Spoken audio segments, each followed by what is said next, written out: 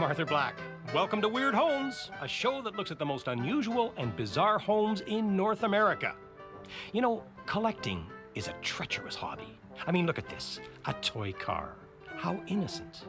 But then you find another toy car, and another. And before you know it, you need to buy a parking lot. We're going to visit a fella who plays shepherd to an ever-expanding flock of pink flamingos. And a crazy comic book artist who's got a house full of everything from falcon missiles to vintage hood ornaments. Some collectors know when to quit. Others just keep piling up the goodies till they're bursting at the seams. Let's take a look. Meet Bruce Woodbury and Enid Westburn. Happy birthday. Happy birthday. They got together because of a simple smile. Okay, maybe not simple, more like simply goofy. This is John Currins, a man outstanding in his field of pink flamingos. And Ken Steacy, a guy who shows no signs of ever growing up.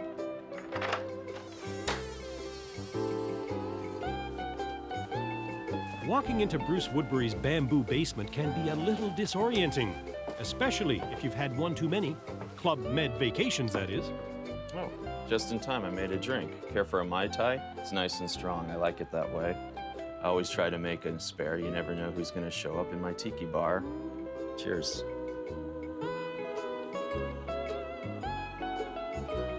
Well, right now we're in the world-famous Ugg House Tiki Bar in Oakland, California.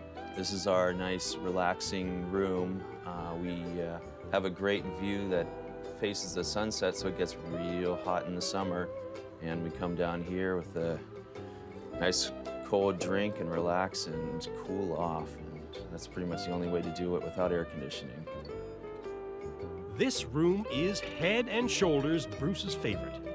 So Bruce, whatever inspired you to take up head hunting? Since I do work in the very thrilling world of auto parts, I try to make my home life a little more interesting and exciting to counteract the daily grind, so to speak. Years ago, I bought a bunch of coconut mugs at a flea market, and I had wanted to do a Hawaiian party. And a couple years later, we had our first luau, as we call them. And it's just expanded into its own room now. Okay, this is our tiki sideboard. One of my favorite items right here is the coconut monkey lamp. This is pretty old. I don't know how old it is, but I would say, you know, maybe 40s or 30s. It's just pretty ancient. A lot of people are really creeped out by it, but it's definitely one of my favorites. And no tiki bar is complete without a black velvet beauty. And there's mine. But she's not the main beauty in Bruce's life. He shares this little grass love shack with his partner Enid.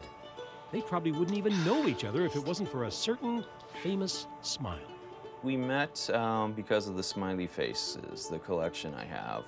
She had seen an article about me 12 or so years ago in the local newspaper, and she had a cookie jar that she thought I might be interested in.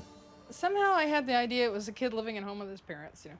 So I either called him or wrote to him and said, I got a cookie jar and I'm having a party if you want to come over and look at it and see if you want it. He goes, okay. So later that week he comes over and I open the door and there's a 6'3" tall red-haired man. And I was expecting this little boy, and it was him. And it's been history ever since.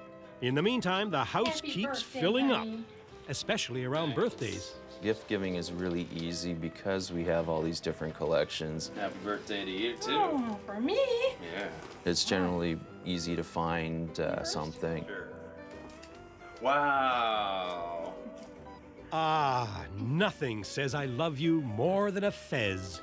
Except maybe a fiery kiss. Kiss of Fire cologne. Hot stuff. We're not someone who's just going to sit at a computer, you know, punch in eBay and overpay for something. We love the thrill of the hunt. You're really surprised, aren't you? This, obviously, is the Smiley Face room.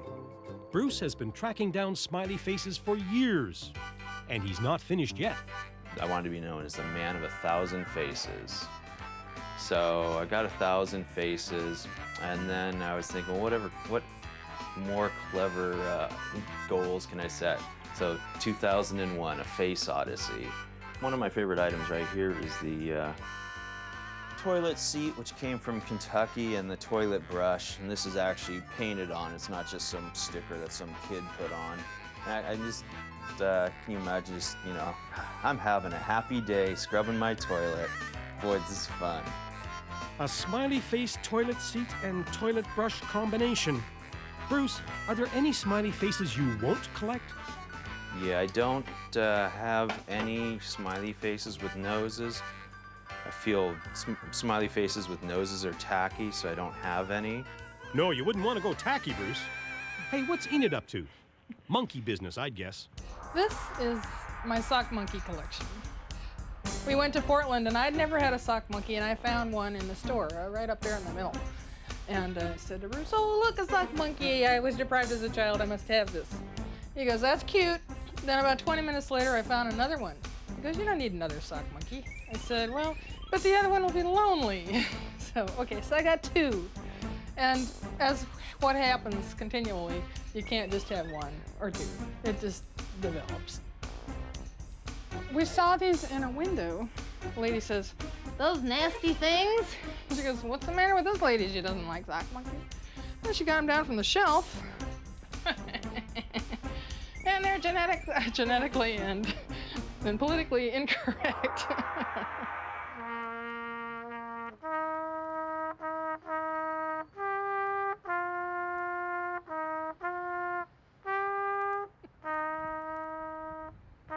Okay, so as a trumpet player, Bruce would make a terrific smiley face collector. But what, aside from trumpet lessons, does the future hold? Future. The future. Space. The final frontier. We fantasize about an underground bunker in the empty lot next door without telling anyone where we can store stuff because it's, we do have some collections that are in boxes. My unnamed doily collection, which only comes out whenever I have the Spud Nut Memorial Tea Party and Doily Festival. But that's a festival that only comes around once a year. These kids get to celebrate every day. Still, much more of that sock monkey business, and Bruce and Enid will have to add on a room. Welcome to John Currins' spread just outside Pescadero, California. John's a computer guy by trade, but he's also a bit of a bird hunter. Matter of fact, he's just coming back from an outing. Looks like he bagged a bevy of beauties, too. Flamingos, welcome to your new home. I moved in here about 9 years ago, and the house was empty for like 12 years with different people trying to build it and finish it, and it didn't get finished till I bought it. So when I moved in, I had a few flamingos from my past house, so I put them out to let people know someone lived here now. And then they just multiplied. I think they like breeding here. They sure do. Any idea how many flamingos you've got, John? A few years ago, there was a couple of hundred, but then we had a storm and some washed downstream, and they found them down on the beach in the ocean. And since then, there have been more, but I haven't counted them recently. So there's hundreds. I always had a few flamingos at my past house, but it was like 15 or 20. And then my sister has flamingos back in Indiana, and she puts them out in the snow and paints them different colors. And there's one at the end of the driveway I'll show you that's blue, for the bluebird of happiness.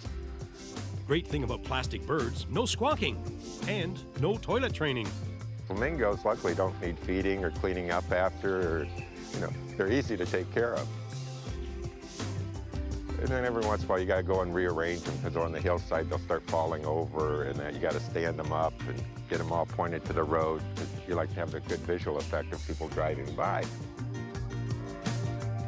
If you put them one place, you kind of have to have them going all the way down the property. So when everybody on the road drives, they can come around the curve over there and start seeing the flamingos, and they go, oh, the flamingo house, and then that just goes.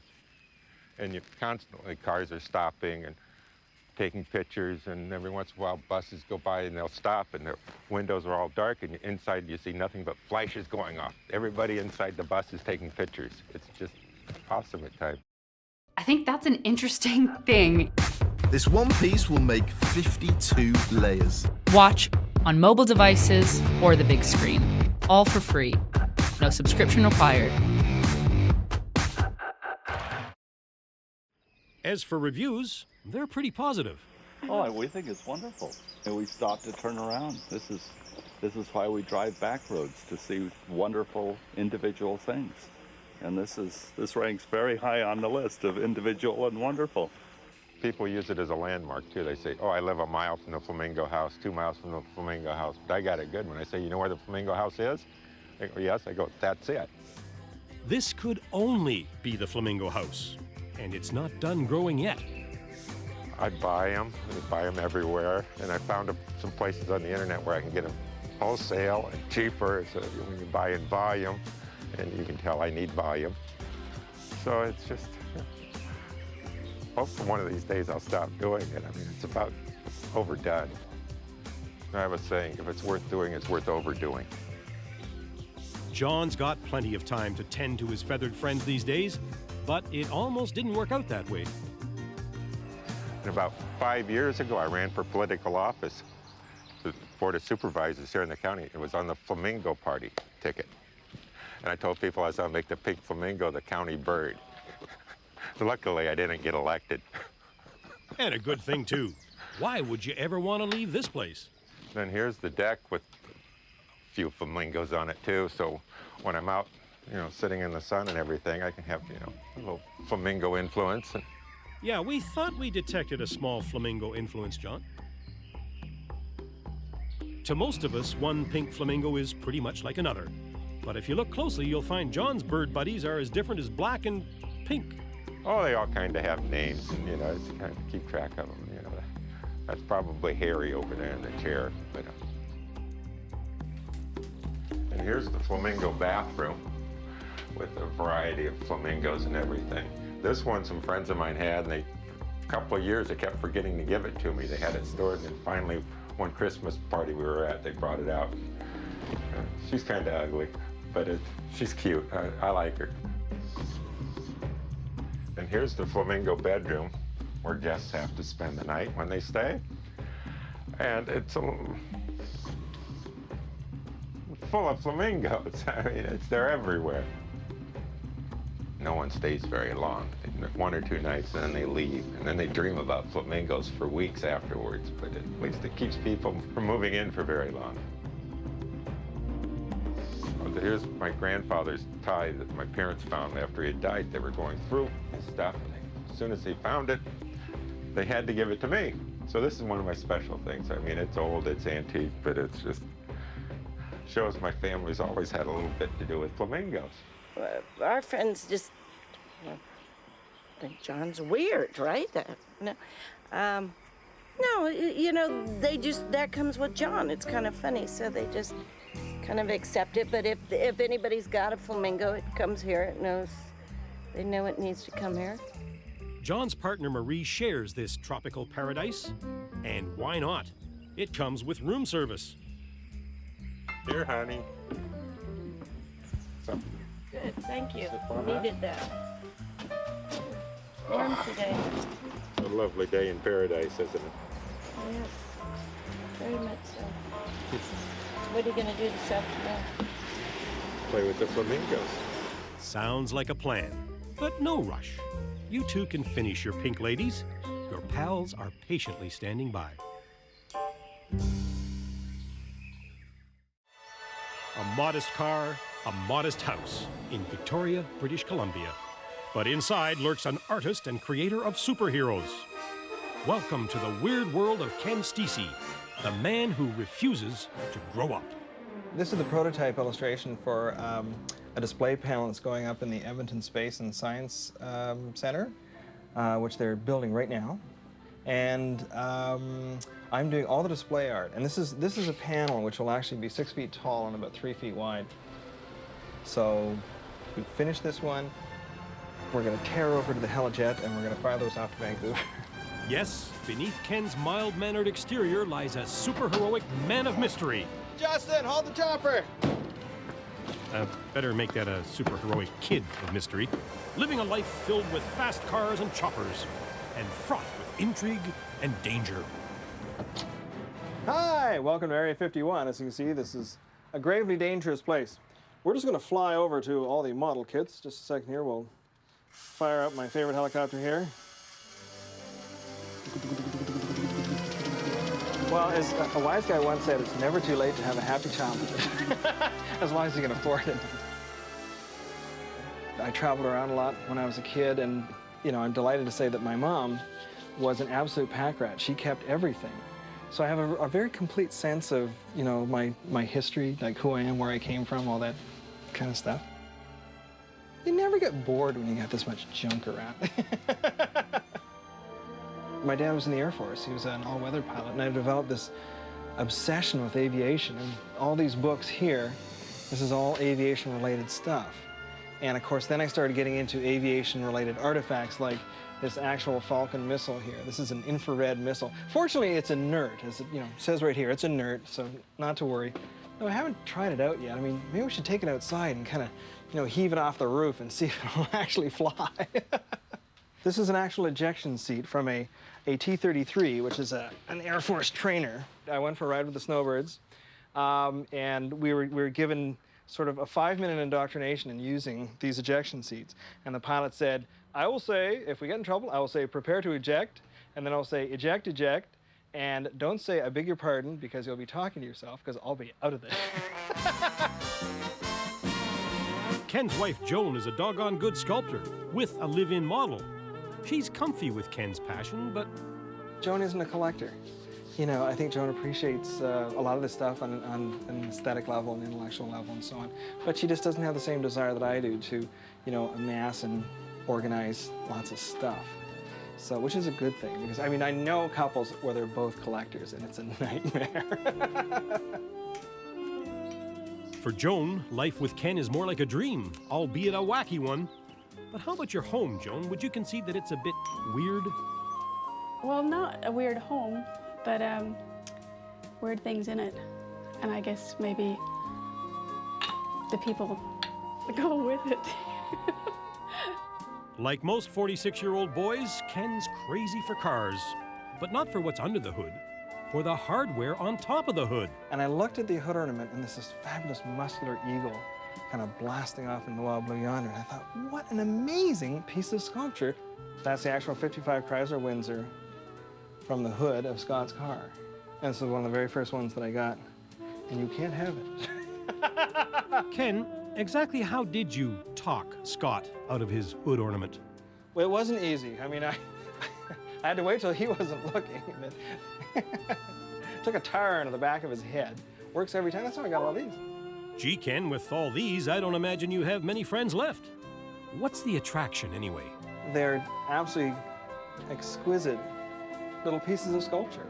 And my favorites, for example, this is a pre-war Cadillac goddess. And this one is not only, beautiful, it's also functional. This was actually the hood latch, and a Cadillac owner would have to sort of grasp the goddess like this and kind of jerk it upwards, and that would release the hood. But Ken's not just crazy for car parts. He's a bit of a space cadet, too. Okay, this is a high-pressure helmet, which was used by pilots in the former Soviet Union. I'm going to reach up here, bring this down. We have to put on our inner helmet. This is Soviet technology at its very finest. Do this up. Nice and secure. We'll bring down the visor. Lock that in place. And so you can see there's, my head's not going to go anywhere. Trouble is it kind of fogs up in here pretty quickly. And we do need oxygen. Oxygen, can we hook? Can you hear me? Can you hear me out there? It's like, we need some air in here.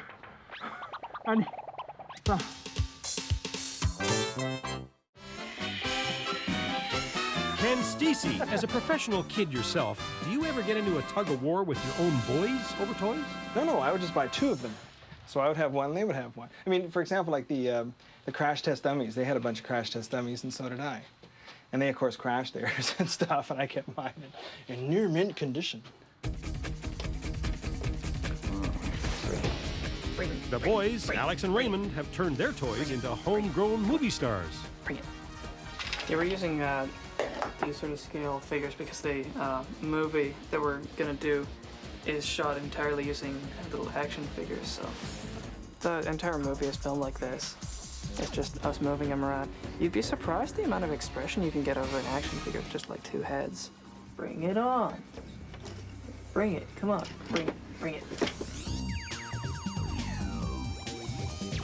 Ken always felt slightly deprived as a child, so now he encourages a household bursting at the seams with imagination and fun. It was just so much fun to do. I mean, like... Joan, your house is overflowing with toys. Don't you draw the line anywhere? At hubcaps. I told you, I'm gonna divorce him if he gets hubcaps. Watch it. I'm pointing my death ray at you. So don't try anything funny. I don't think I have a weird house. I think everybody should have a house like this. We have chosen, you know, surround ourselves with nifty things that we like. So, which is what everybody does when you get right down to it. Proceed to level 9.